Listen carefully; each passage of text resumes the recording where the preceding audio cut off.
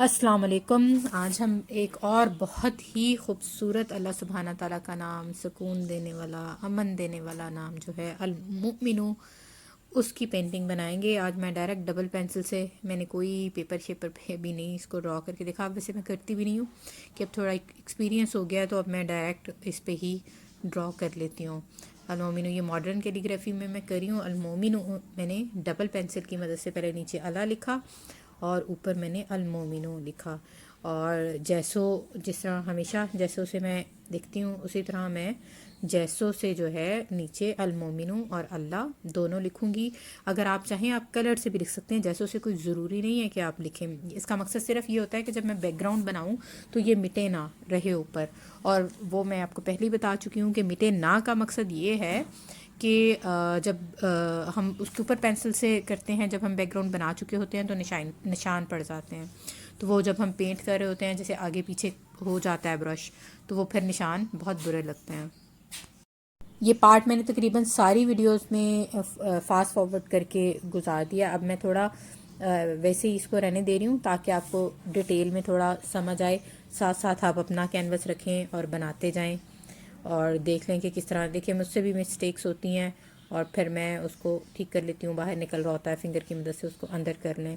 اور ساتھ ساتھ ہم جیسے باقی ویڈیوز میں اللہ سبحانہ تعالیٰ کے جتنے نام ابھی تک بنائے ہیں ان کے بارے میں ہم جاننے کی کوشش کرتے ہیں، اس کے میننگ کی ڈیپتھ میں جاتے ہیں، اسی طرح اس نام کی بھی انشاءاللہ ہم تھوڑا ڈیپتھ میں جائیں گے، اس کا مطلب تھوڑا غور کریں گے اس کے مطلب پہ۔ تو اس المؤمنو جل جلالہ کا مطلب ہے امن دینے والا۔ اس اسم مبارک کے تحت دو تعریفیں کی جاتی ہیں۔ شیخ سعدی رحمۃ اللہ فرماتے ہیں المؤمنو جل جلالہ وہ ذات ہے جس نے اپنی تعریف کامل صفات، انتہائی بزرگی اور جمال سے فرمائی ہے، جس نے رسول بھیجے، اپنی کتابیں واضح نشانیوں اور دلائل کے ساتھ نازل فرمائیں، ہر نشانی اور دلیل سے اپنے انبیاء علیہ السلام کی تصدیق فرمائی، اور انبیاء علیہ السلام کی سچائی پر خود وہ نشانیاں بھی دلیل تھیں جو وہ لے کر دنیا پر آئے تھے۔ المؤمنو جل جلالہ کا ایک معنی تصدیق کرنے والا بھی ہے۔ اب اس لفظ کے کئی مطلب ہو سکتے ہیں۔ ایک یہ کہ اللہ تعالیٰ اپنے بندوں سے کیے ہوئے وعدوں کو پورا فرماتے ہیں اور ان کو دنیا میں بھی پورا رزق عطا فرماتے ہیں جس کا اللہ تعالیٰ نے ان سے وعدہ فرمایا ہے، اور ان بندوں کے اچھے اعمال پر آخرت میں بھی ان کو پورا بدلہ عطا فرمائیں گے۔ دوسرا مطلب یہ بھی ہو سکتا ہے کہ اللہ تعالیٰ اپنے بندوں کے گمان کو جو وہ اللہ تعالیٰ کی ذات کے ساتھ رکھتے ہیں پورا فرماتے ہیں اور انہیں نا امید نہیں فرماتے، اسی لیے کہتے ہیں ہمیشہ جو ہے نا وہ اچھا گمان رکھیں اللہ سے۔ قرآن کریم میں اس آیت میں یہ اسم مبارک مذکور ہے، هو اللہ الذی لا الہ الا هو المالک القدوس السلام المؤمن۔ جس دنیا میں آج کل ہم زندہ ہیں اس میں امن جو ہے وہ اسی المؤمنو جل جلالہ کی ذات کی وجہ سے ہے، ورنہ لمحہ بھر کے لیے بھی امن و سلامتی جو ہے وہ اس عالم میں محال ہے۔ وہ جہاں چاہتا ہے جب تک چاہتا ہے امن و امان رکھتا ہے، جب اور جہاں چاہتا ہے اپنے عطا کردہ امن و امان کو اٹھا لیتا ہے اور کسی مصلحت یا انتقام وغیرہ کی وجہ سے وہاں صفت جبر و قہر کا ظہور کر دیتا ہے تو اس خطے کا امن برباد ہو جاتا ہے۔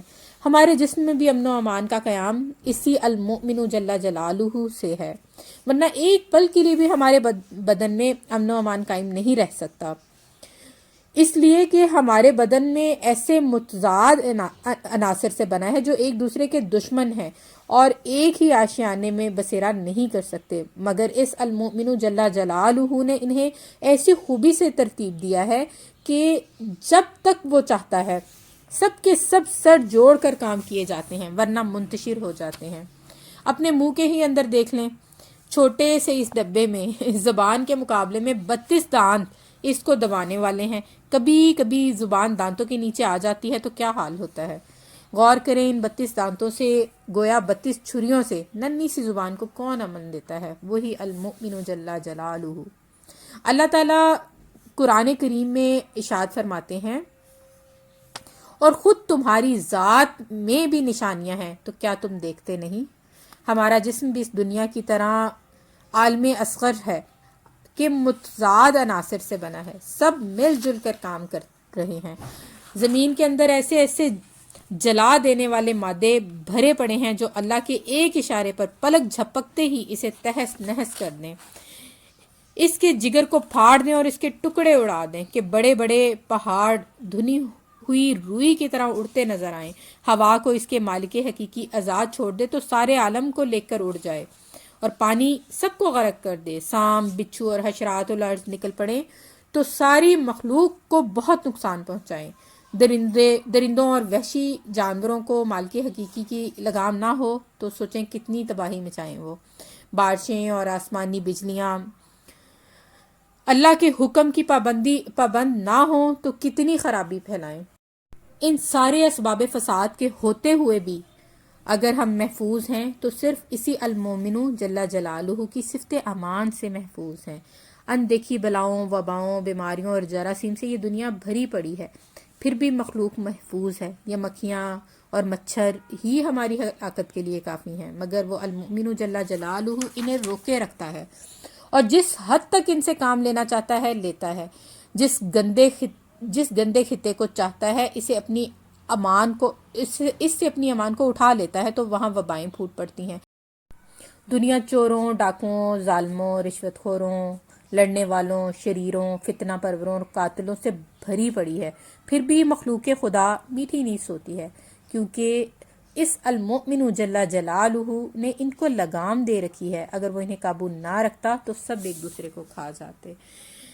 اچھا، اب تھوڑا اس پہ بات کرتے ہیں پینٹنگ پہ۔ میں نے اس سے بنا لیا، میں نے اس کے ڈرائی ہونے کا انتظار ہی نہیں کیا کیونکہ کلر میرے پاس پڑا ہوا تھا۔ میں نے سوچا یہی بیک گراؤنڈ جو ہے وہ اس کا بنا لیتے ہیں۔ میں نے فلوریسنٹ آرنج میں جو ہے وائٹ کلر ڈالا، تھوڑا سا میں نے اس میں بلیک کلر ڈالا اور اس کو ڈھیر سارا اس میں پانی ڈال کے اس کا بیک گراؤنڈ بنا لیا ہے۔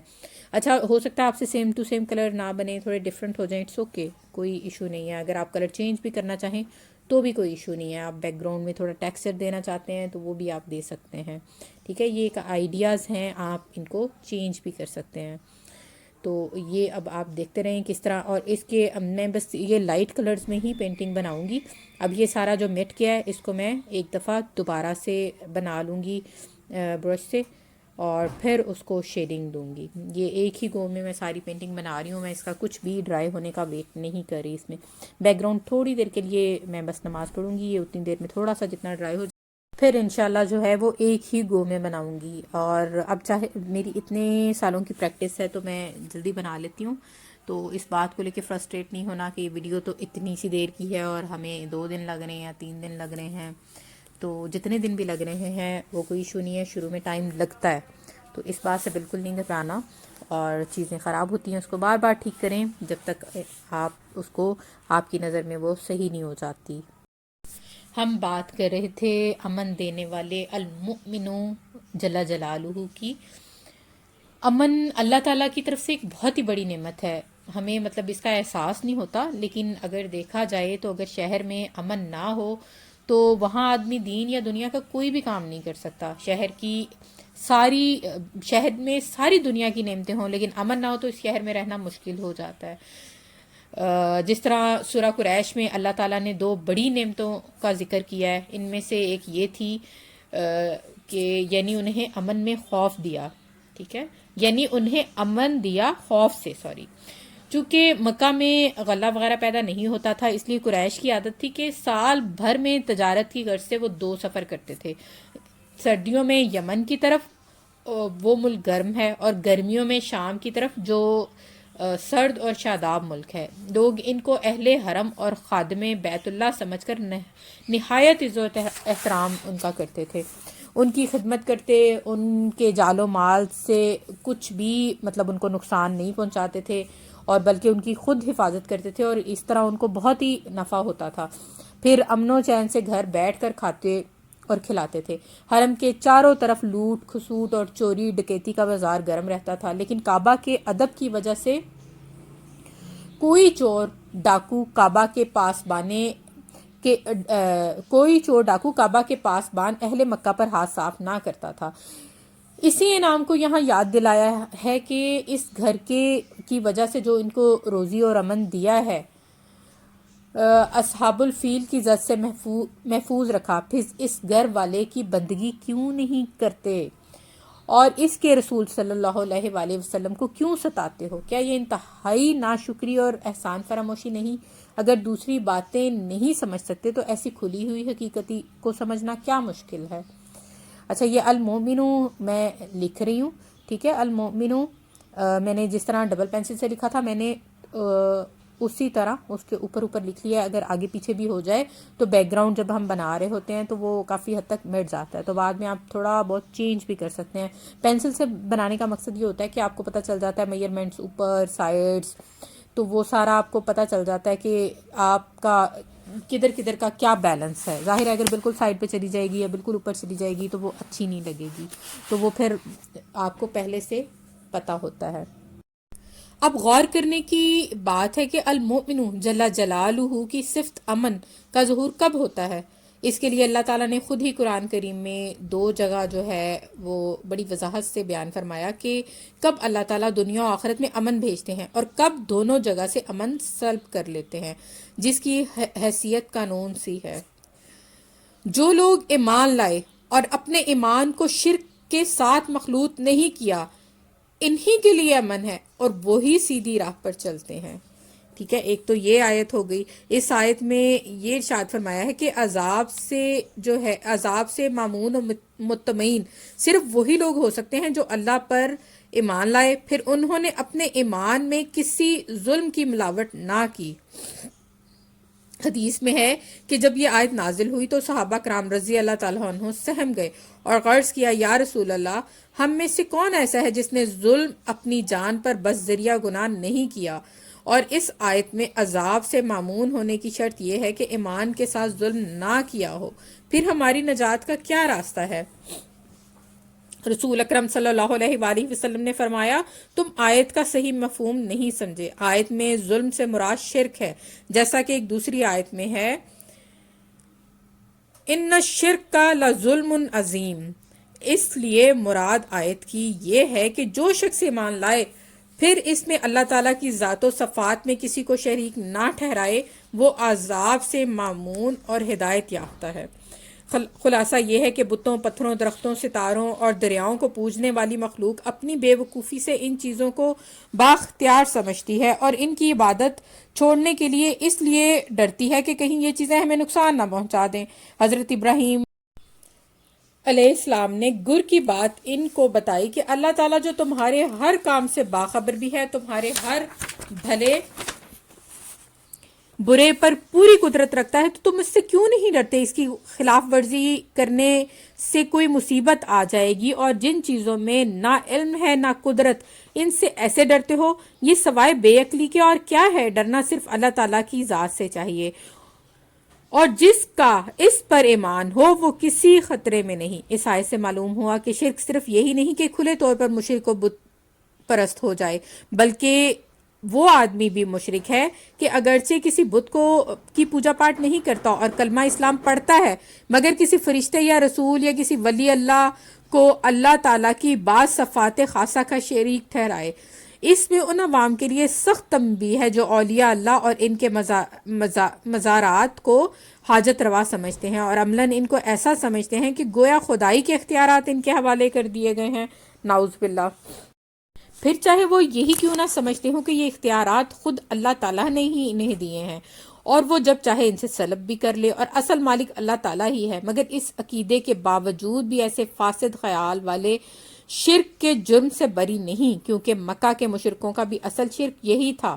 چنانچہ وہ طواف کرتے ہوئے کہتے تھے، میں حاضر ہوں اے اللہ، میں حاضر ہوں، آپ کا کوئی شریک نہیں سوائے ایک شریک کے جو آپ کا ہے، آپ اس کے مالک ہیں اور اس چیز کے بھی مالک ہیں جس کا وہ شریک مالک ہے۔ تو اس شرک سے بچنے کے لیے ہر وقت جو ہے وہ اللہ تعالیٰ سے دعا کریں کہ اللہ تعالیٰ ہمیں ڈائریکٹ اور انڈائریکٹ دونوں شرک سے جو ہے وہ بچائے۔ اور دوسری بات جس سے اللہ تعالیٰ امن و خوف، بے چینی امن و خوف کو بے چینی سے بدل دیتے ہیں، وہ ناشکری کا گناہ ہے۔ لہٰذا جہاں کہیں بھی امن ہو وہاں کے لوگوں کو اللہ تعالیٰ کا خوب شکر ادا کرنا چاہیے اور شرک و گناہوں سے بچنا چاہیے۔ یہ دونوں چیزیں ملک کے معاشرے سے امن کو تباہ کر دیتی ہیں اور فقر و فاقہ تنگ دستی لے آتی ہیں۔ ابھی جتنی بھی ہم نے بات ڈسکس کی ہے اس سے یہ بات واضح ہو گئی کہ امن و سکون کے حقیقی اسباب شرک اور گناہوں سے بچنا ہے، خصوصاً ہر قسم کی نعمت کی ناشکری سے بچنا ہے۔ لہٰذا ہم میں سے ہر ایک، مرد ہو یا عورت، سوچے کہ میں نے امن کے کتنے اسباب اپنائے ہیں، یعنی میں کتنے چھوٹے بڑے گناہوں سے بچتا ہوں اور بچانے کی فکر کرتا ہوں۔ ہم اپنے گھر میں بلکہ اپنے آپ کو دیکھ لیں کہ گناہ کرنے والا شخص کبھی بھی امن میں نہیں ہو سکتا۔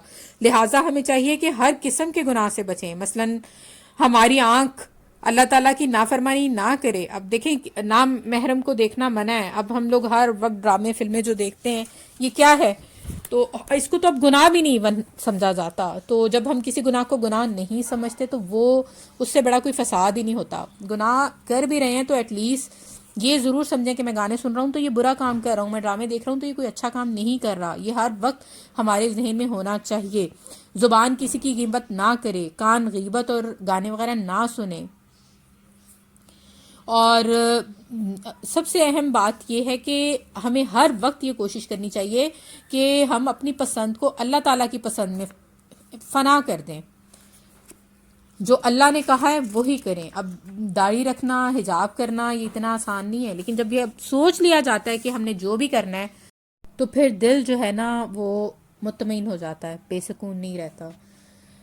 لہٰذا آج سے توبہ کریں، اللہ تعالیٰ کے امان میں داخل ہونے کے لیے شرعی حدود کی پابندی کے ساتھ گھروں سے گناہ اور غفلت کا سامان باہر نکال پھینکیں۔ ہمت کر کے حکمت کے ساتھ جو ہے وہ ٹی وی دیکھنا بند کریں، بچوں کو دینی تربیت دیں، گناہوں سے بچیں، پیار محبت اور دعاؤں کے ذریعے دوسروں کو بھی بچائیں اور اپنی ذات کو بھی۔ گھر میں، اور اس سے ہمارے گھر میں اور ملک میں انشاءاللہ امن قائم ہوگا۔ اچھا، یہ میں نے دکھا بھی رہی ہوں کلر ساتھ ساتھ۔ میں نے بلو برڈ کا ایک کلر آتا ہے، آئی گیس پنک گولڈ ہے وہ، اس سے میں نے یہ گولڈ شمر وغیرہ ویڈیو میں تو نہیں نظر آ رہا ہوتا، لیکن یہ ہلکا سا گلو کر رہا ہوتا ہے کیونکہ میں اس میں وائٹ مکس کر دیتی ہوں۔ تو وہ مکس کر کے میں نے اندر برش کے نیچے وہ لگایا تھا اور اوپر وائٹ لگایا تھا، وہ کہیں کہیں آیا ہے۔ اور سائڈوں سے جو میں اس کو ہائی لائٹنگ کر رہی ہوں اس کی، وہ میں وہی فلوریسنٹ اورنج سے کر رہی ہوں۔ ٹھیک ہے، باقی ویڈیو دیکھتے رہیں۔ یہ پنکش گولڈ ہے، روز گولڈ ہے آئی گیس، جی روز گولڈ کلر کو میں نے وائٹ میں مکس کیا، اور آپ کسی کو بھی کر سکتے ہیں، اور ہائی لائٹنگ جو ہے وہ میں فلوریسنٹ اورنج سے کر رہی ہوں۔ اگر غور کیا جائے تو عام طور پر دو چیزیں ایمان کے کمزور ہونے کا سبب بنتی ہیں، لہٰذا اس کی نگرانی کرتے ہوئے ایمان کی حفاظت کریں۔ سب سے پہلی بات، ایمان کی نعمت پر اللہ کا شکر ادا نہ کرنا، کیونکہ جس نعمت پر اللہ کا شکر ادا نہ کیا جائے تو خطرہ ہے کہ کہیں اللہ تعالیٰ اس نعمت کو واپس نہ لے لیں۔ نعمت تب بھی باقی رہتی ہے جب انسان اس نعمت پر اپنے رب کا شکر ادا کرتا ہے۔ اس کے لیے دعائیں سکھلا دی گئی ہیں۔ یہ دعا میں اینڈ میں اسی طرح جس طرح میں باقی لگاتی ہوں میں آخر میں لگا دوں گی، آپ اس کو زبانی یاد کریں، ہر نماز میں پڑھیں اس کو۔ دعا ہے، رضیت باللہ ربا وبالاسلام دینا وبمحمد نبیا رسولا صلی اللہ علیہ وآلہ وسلم۔ تو ہم اپنے دل میں بھی یہی سوچیں کہ ہم اپنے رب سے راضی ہیں، وہ ہمارا رب ہے، ہم نبی علیہ السلام صلی اللہ علیہ وآلہ وسلم سے راضی ہیں، وہ ہمارے آقا اور سردار ہیں، اور ہم دین سے راضی ہیں کہ رب العزت نے ہمیں یہ نعمت عطا فرمائی۔ تو پہلی بات کہ ہم نعمت ایمان پر اللہ کا شکر ادا کریں۔ دوسری بات یہ کہ دینداروں سے نفرت نہ کریں، دین یا دینداروں سے کبھی بھی نفرت نہ کریں، کیونکہ ہماری نفرت کرنے سے ان کا کیا نقصان ہوگا، اپنی ہی آخرت خراب ہوگی۔ چنانچہ بجائے نفرت کے ان سے محبت کریں، خود دین سیکھیں، ایمان بڑھائیں، دینی ماحول میں شرکت کرتے رہا کریں تاکہ ایمان کی حفاظت ہو۔ اور اگر کوئی گناہ کرتے بھی ہیں تو آپ کو پتہ ہونا چاہیے کہ یہ میں برا کام کر رہا ہوں۔ جب تک ہمیں پتہ نہیں ہوگا تو ہم اس کی توبہ ہی نہیں کریں گے، کیونکہ ہم تو سمجھ رہے ہوں گے ہم برا کام ہی نہیں کر رہے، تو توبہ کا کہاں؟ توبہ کا بھی تبھی توفیق ہوتی ہے جب ہم کو ریئلائز ہوتا ہے کہ ہم یہ برا کام کر رہے ہیں۔ جس کلر سے میں نے اس کو ہائی لائٹ کیا ہے کون سے کلر سے کیا ہے، فلوریسنٹ اورنج سے، اسی کو میں سارا ٹیکسچر دے رہی ہوں. میں کوئی بھی کلر مجھے ایسے نہیں اچھا لگتا کہ باقی وہ بالکل اس کا ایسے لگے کہ اس کا اس سے کوئی تعلق ہی نہیں ہے. حضرت شیخ عبد الغفور عباسی المدنی رحمۃ اللہ لکھتے ہیں، جو شخص فجر اور مغرب کی نماز کے بعد 11 بار سورہ قریش کو پڑھے گا، اطعمہم من جو پڑھتے وقت رزق کی تنگی کو دور ہونے، اور آمنہم من خوف پڑھتے وقت دشمن کے خوف سے حفاظت کا دل سے طالب ہوگا، اس کے رزق میں وسعت ہوگی اور دشمن کے شر سے محفوظ رہے گا. خوف و پریشانی کو امن میں بدلوانے کے لیے یہ دعا مانگنی چاہیے. خوف و پریشانی کو امن میں بدلوانے کے لیے یہ دعا مانگنی چاہیے، اللہم استر عورتی و آمن روعتی. اے اللہ، میں درخواست کرتا ہوں کہ آپ میرے تمام عیوب کی پردہ پوشی فرما دیں اور میرے خوف و پریشانی کو امن میں بدل دیں. مومن کے لیے ضروری ہے کہ دوسرے مومنین اس کے شر اور مصیبتوں سے محفوظ رہیں. نبی صلی اللہ علیہ وآلہ وسلم نے ارشاد فرمایا، اللہ کی قسم مومن نہیں ہے، اللہ کی قسم مومن نہیں ہے، اللہ کی قسم مومن نہیں ہے. کہا گیا، اے اللہ کے رسول، کون مومن نہیں ہے؟ فرمایا، وہ شخص جس کے شر سے اس کے پڑوسی محفوظ نہ ہو. حدیث شریف کا مطلب یہ ہے کہ کوئی بھی شخص کامل مومن نہیں ہو سکتا یہاں تک کہ اس کے پڑوسی اس کے شر سے محفوظ نہ ہو. لہٰذا اس بات کی پوری کوشش کرنی چاہیے اور پکا ارادہ اپنے دل میں کر لینا چاہیے کہ میری وجہ سے کسی کو تکلیف نہ پہنچے، خصوصاً پڑوسیوں کو کسی بھی قسم کی تکلیف نہ پہنچے. مطلب اور ہر دعا میں اللہ سے، ہر نماز کے بعد دعا کریں کہ اللہ سبحانہ تعالیٰ دوسروں کی شر سے ہمیں بچائے اور ہمارے شر سے دوسروں کو بچائے رکھے. رسول اللہ صلی اللہ علیہ وآلہ وسلم نے حجۃ الوداع کے موقع پر فرمایا، بلا میں تمہیں نہ بتلاؤں مومن کے بارے میں؟ مومن وہ ہے جس سے لوگوں کے جان و مال محفوظ ہوں، اور مسلمان وہ ہے جس کے ہاتھ اور زبان سے لوگ محفوظ رہیں. ایک اور حدیث میں آپ صلی اللہ علیہ وآلہ وسلم نے فرمایا، جس کا مفہوم یہ ہے، بندہ جب تک اپنی زبان کی حفاظت نہ کر لے ایمان کی حقیقت کو حاصل نہیں کر سکتا. یہ اب کتنی بڑی بات ہے. ہم زبان کا تو 99% لوگوں کو پتہ نہیں چلتا کہ کون سی بات کب کرنی ہے. میری اس بات سے کسی کو کتنی تکلیف ہوگی. اللہ ہم سب کو جانے انجانے میں پتہ نہیں کتنے لوگوں کا دل دکھا دیتے ہیں ہم. تو اللہ سے ہر وقت دعا کرنی چاہیے کہ اللہ پاک ہمیں اپنی زبان کو قابو کرنا سکھا دے. اس اسم مبارک سے جو سبق ہمیں ملتا ہے وہ یہ ہے کہ لوگوں کو اپنی زبان اور ہاتھ سے امن میں رکھیں. اس کا ترجمہ میں لکھ رہی ہوں، چھوٹا کر کے لکھ سکتے ہیں، ظاہر ہے کیونکہ کینوس چھوٹا سا ہے اور ویسے بھی ہم زیادہ تو ٹیکسٹ نہیں ڈال سکتے. ایک ریمائنڈر ہی ہے یہ ہم سب کے لیے، تو بس جو زیادہ سے زیادہ مفہوم کو کور کر سکے وہ مطلب لکھتی ہوں. میں نے لکھا ہے امن و ایمان دینے والا. ٹھیک ہے، باقی میں نقطاز وہی بڑے بڑے کر کے ڈالوں گی، جہاں چھوٹے کی ضرورت ہوگی وہاں چھوٹے ڈالوں گی، باقی جہاں بڑے ڈل سکتے ہوئے بڑے نقطاز ڈالوں گی. اس بات کا یقین رکھیں، اپنے دل میں پختہ یقین کر لیں اس بات کا کہ امن دینے والی ذات ایک ہی ہے، اللہ سبحانہ تعالیٰ کی ذات، المومن جل جلالہ. دنیا و آخرت میں امن و سکون، عافیت و راحت اسی المومن جل جلالہ کے قبضے میں ہے. لہٰذا ہر قسم کا امن المؤمن جل جلالہ سے مانگا جائے. بلاؤں اور مصیبتوں کے آنے سے پہلے بھی اور آنے کے بعد بھی اسی سے امن، شفا، راحت اور عافیت مانگی جائے. امن اور سکون کے حالات اسی کے قبضہ میں ہیں، جس طرح بد امنی، بے چینی اور بے سکونی کے حالات اسی کے قبضے میں ہیں. وہ جب چاہے، جس طرح چاہے، جس کے لیے چاہے اور جس وقت چاہے امن و سکون کے حالات بھیج دے، اور جہاں چاہے وہاں سے امن و سکون کے حالات ہٹا دے. اس طرح المؤمن جل جلالہ کے پاس امن و سکون کے لامحدود خزانے ہیں، امن و سکون کی لامحدود شکلیں ہیں. وہ امن و سکون دینا چاہے تو آگ میں رکھتے ہوئے، مچھلی کے پیٹ میں رکھتے ہوئے، چھوٹی سی جھونپڑی میں رکھتے ہوئے، ہر قسم کے ظاہری نظر آنے والی تکالیف میں رکھتے ہوئے دل کا امن و سکون اور اطمینان نصیب فرمائے. اور وہ چاہے تو ہر قسم کی ظاہری راحت دیتے ہوئے بادشاہت کی کرسی پر بٹھا کر دل کو بے چین اور بے سکون کر دے. اور سکون سے بڑی تو دولت کوئی دنیا میں ہے ہی نہیں. مطلب اب ہم جس دور میں ہیں، میڈیا ہمیں یہی دکھاتا ہے کہ بس پیسے ہوں، دولت ہو تو زندگی میں مزے ہی مزے ہیں. تو ایسا بالکل نہیں ہے. اگر ایسا ہو تو یہ بہت سارے لوگ جو خودکشیاں کر کے مرتے ہیں، سب کچھ ہوتے ہوئے بھی ایسا نہ ہو. قرآن میں جب اللہ سبحانہ تعالیٰ نے کہہ دیا ہے کہ دلوں کو سکون اللہ کی یاد میں ہے، تو اس بات کا پورا یقین کر لیں کہ دل کا جو سکون ہے نا، اس کا ان ظاہری چیزوں سے کوئی خاص تعلق نہیں ہے. ہاں، ہمیں وقتی خوشی ضرور دیتی ہیں، اس میں کوئی دو رائے نہیں ہے، لیکن وہ بالکل وقتی ہوتی ہے. تو اللہ سے دوستی کریں اور اللہ سے ہر وقت سکون مانگیں. اصل جو دولت ہے وہ دل کا سکون ہے، اس سے بڑی دولت کوئی بھی نہیں ہے. اور ہر قسم کی بے چینی، بے سکونی اور بد امنی دور کرنے کے لیے اللہ تعالیٰ سے ہی دعا مانگیں. جس طرح جس کے ہاتھ میں امن ہے اور جس کے پاس امن و سکون کے بے شمار اور نہ ختم ہونے والے خزانے ہیں، جس کا نام ہی مومن ہے، اس کے دربار کو چھوڑ کر غلط قسم کے عاملین، پروفیسر، جوتشی کے پاس جانا بہت ہی بری، گھٹیا اور بیوقوفانہ حرکت ہے. یا منو مٹی کے نیچے مدفون انسانوں سے امن و سکون کی بھیک مانگنا بہت ہی بڑا ظلم ہے.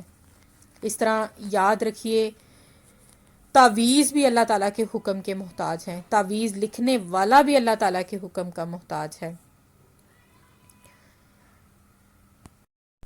جس کو تعویذ دیا جا رہا ہے وہ بھی اللہ کے حکم کا محتاج ہے. اللہ تعالیٰ کو ناراض کر کے، ماتحتوں کو بے چین کر کے، رشتہ داروں سے قطع تعلق کر کے، ڈیوٹی کی ادائیگی میں خیانت کر کے، پھر بھی تعویذ کے ذریعے کوئی شخص امن و امان اور سکون کا متلاشی ہے، تو یہ اس کا غلط خیال ہے. اللہ تعالیٰ کو ناراض کر کے ساری دنیا کے تعویذ اس کو امن و سکون نہیں دے سکتے، بلکہ توبہ کر کے پہلے اللہ تعالیٰ کو راضی کرے اور پھر ہر وقت اللہ سے سکون مانگے. یہ جو اورنج فلوریسنٹ اورنج پڑا تھا، اسی میں نے ذرا سا بلیک کلر برش کے ساتھ لگا کے اس میں مکس کیا ہے، اور اسی سے میں یہ اس کو تھوڑا نیچے سے جو ہے شیڈنگ دے رہی ہوں ہلکی سی. آپ چاہیں تو مارکر سے بھی کر سکتے ہیں یا پین سے بھی کر سکتے ہیں، جب یہ پینٹنگ ڈرائی ہو جائے تو. باوضو ہو کے کیلیگرافی کریں، محبت سے کریں، جو لکھ رہے ہیں اس کا میننگ تھوڑی ڈیپتھ میں جانیں، پھر بنائیں. اور صرف دل میں یہ نہ رکھیں کہ یہ میں جو ہے ایز اے پروفیشن کام کر رہا ہوں. نیت جو ہے وہ آپ عبادت کی بھی رکھیں، اور اللہ سے یہ دعا مانگیں کہ اللہ سبحانہ تعالیٰ آپ کے اس کام کو دنیا و آخرت میں، اگر آپ نے روزی بھی اسی کام سے تلاش کرنی ہے تو آپ اللہ سے دعا کریں کہ اس کام میں کو آپ کے لیے دنیا و آخرت میں جو ہے وہ کامیابی کا ذریعہ بنا دے. کیونکہ قرآن میں ہے نا وہ دعا، ربنا آتنا فی الدنیا حسنۃ وفی الآخرۃ حسنۃ وقنا عذاب النار. تو دنیا بھی مانگیں اللہ سے، آخرت بھی مانگیں.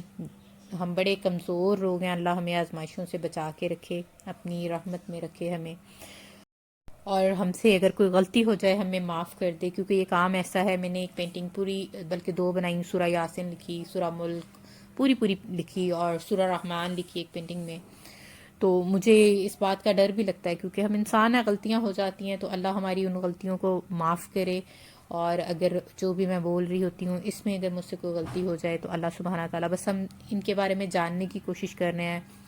ہم سب کو کوشش کرنی چاہیے ہم ایک دوسرے کی غلطیوں کو بھی معاف کریں اور ایک دوسرے کی باتوں کو نہ پکڑیں. ہاں، اگر کوئی غلطی ہم کر رہے ہیں ایک دوسرے کو بتائیں ضرور، لیکن ہم تو فوراً ہی خود ہی خدا بن جاتے ہیں کہ سزا بھی ہم نے خود ہی دے دینی ہے.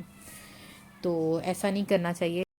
یہ پینٹنگز بنانے کے پیچھے میرا یہ مقصد تو تھا ہی کہ ہم مل کے کچھ سیکھیں.